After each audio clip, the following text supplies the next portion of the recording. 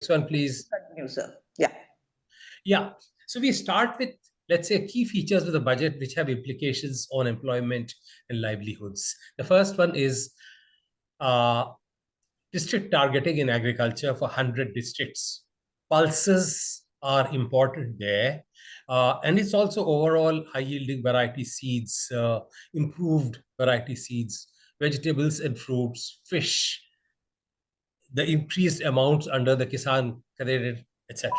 So these are the key things. Now, if you start agriculture, frankly speaking, we wrote something on agriculture in 2021. When you start with agriculture, begin these programs, it takes up to 5 years to have a transition. It takes up to 5 years to have a transition. So if we start targeting districts, we have to get the administrative system in place. We've got to address the farmers, which takes its own time. It takes farmers to switch from, let's say, non-pulse crops to pulse crops, which itself is a process because the land is not ready for it. It has to be made ready. It takes up to 2 years, with my experience with agricultural scientists. Research and development yields results from anywhere 2 years to 5 years. So what I'm wanting to put across is that this is a good venture, but it is a long-term venture. And in this context, I need to say that a budget is really a part of a fiscal policy statement for that particular year. It's not a panacea for everything. It needs to be complemented with a monetary policy, with a long-term policy on, let's say, industries, long-term policy on energy, a long-term policy on research and development, etc., etc. So if one is wanting to, let's say, believe that a budget like in the 1950s, 60s, and 70s is going to be an answer to all questions, it's not. It's an annual split of a long-term vision on the fiscal components only. For example, if you take the monetary policy right now, the interest rates are too high. So in point number 2, for instance, point number 2 and 3, SMEs, industry, they can't borrow at this rate. It's too high. So the monetary policy has to come in line with the fiscal policy for these to fructify. Now, let me come to the industrial sector. Can we create jobs in electronics? The answer is yes, we can, but it's going to be in basically assembling because we don't have capacity. Or there's too much of the noise. The backward linkages are just not there. They will be imported from overseas.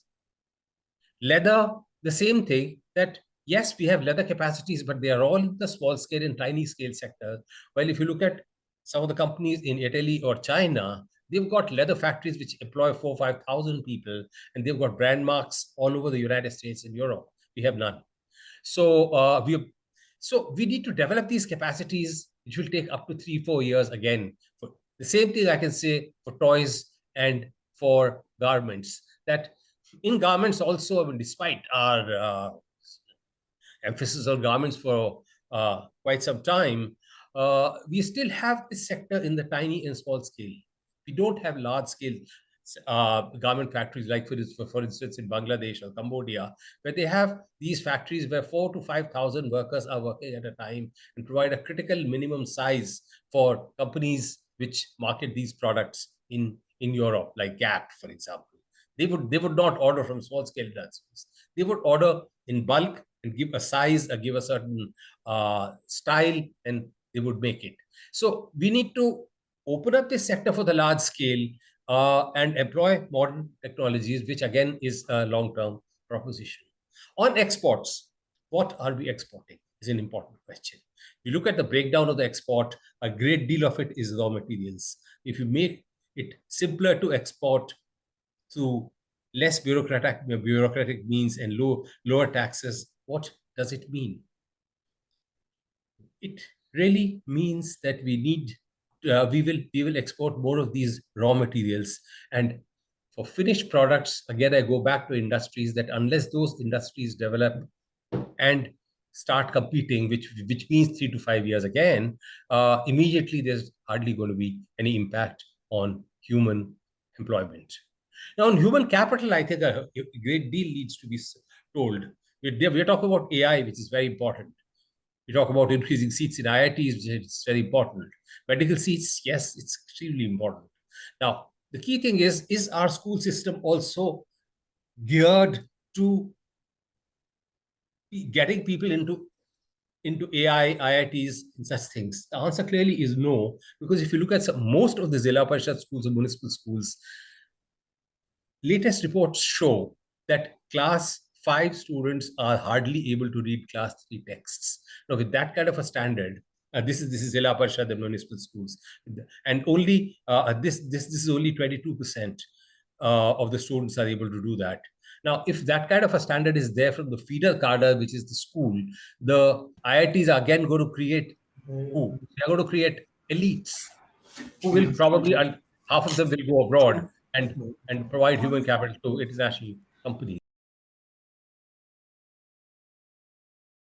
Who? They are going to create elites who will probably, half of them will go abroad and provide human capital to international companies. कहाँ से The AI is the same thing. इस पे करती हूँ. Excuse me, can I have a little more silence, please? AI is again the same thing. A few years back, I distinctly remember we were talking about superconductivity. Somebody did it in United States, so we said we're going to do superconductivity. A few years back, again, somebody said we must do electronics. We set up a factory here in Mohali. It shut down and nothing happened. Now this government 20 years later is saying, yeah, we must do something about it. Why are we being so ad hoc? China has developed deep sea, so we start saying we must have AI.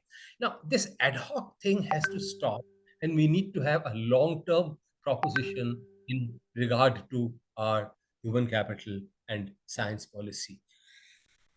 For instance, let's look at China, Korea, etc. They have long-term policies. It's product development, not aping, not copying others. They have developed it, so we must develop it. No, that's not the thing. I recently heard Venkataraman in Mysore, and he's a Nobel Prize winner from Oxford University. What he said is Indian research is good, but Indian research is never original. If somebody else has done something elsewhere, we will have an incremental component to it. But this has to stop. Go to Korea, they will say, okay, we must develop televisions for the world and work backwards towards flat screens, towards ICs, towards the works. And today, if you have a look, none of our televisions are other than LG, Samsung, or some Chinese products like Huawei, etc. We don't have Indian companies anymore. So it's important that we look at our human capital far more seriously. Finally, we talk about nuclear energy. Now, this nuclear energy is something which will take up to 10 years. They themselves have said it, not created. And a typical nuclear plant will have a few thousand people employed over 10 years. So as far as this budget is concerned, I personally feel that in the short term, only the apprentice scheme and the Trump portal for gig workers is going to be meaningful. The others are long-term propositions, and as a fiscal policy, it's going to aid that. Next, please. Next slide, please. Now, if you have a look at this casual laborers, you can clearly see these are very flat, and these don't change from one year to another. Next, please. Next. If you look at this, this is very important. People start saying that the labor force participation has increased, but where has it increased? Look at the female labor participation. So many of them are in helper and household enterprise, which means basically working within homes. Low productivity, unpaid jobs. Now, if you look at it in rural areas, it's 42%. Overall, is 36%. Women are working in. So if you have a long-term trend, which I showed in the previous graph, the long-term trend has increased primarily because these numbers have increased. Nothing else has changed. So these things clearly support what I had said earlier, that we are talking about a long-term change. We're not talking about an annual change which is going to start taking shape tomorrow. Next, please. Next slide, please.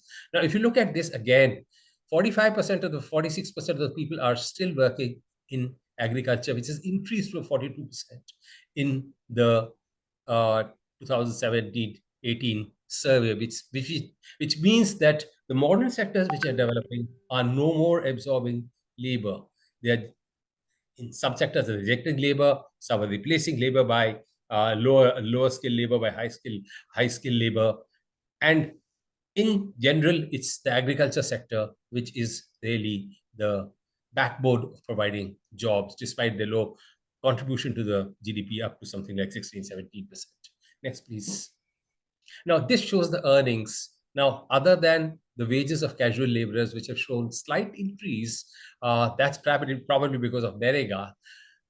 Wages of real wages of regular employees has decreased a bit, and so has the earnings of self-employed. These are not my numbers. These are from the economic survey, which was brought out day before yesterday. Next, please. Next. Yeah. So the key concerns are that if this budget is to succeed, the states have to come on board. We can't have a situation where the states do something else and the center does something else. Can we have some kind of a basic understanding between the states and the center, say on human capital, that a minimum of 6% will be spent on education in every state, as per the Kothari Commission and later commissions, and as per the 2020 new human capital policy? On inflation, now my thing is that inflation may be under control, as the government says, but it's a very, very strong cost push inflation, and it's cost push because a very cost push inflation, and it's cost push because a very large number of our products are having inputs, including medicines, from China and Korea and such kinds of places, which means that if the dollar goes down, which it has, this year itself, it's gone down 3%.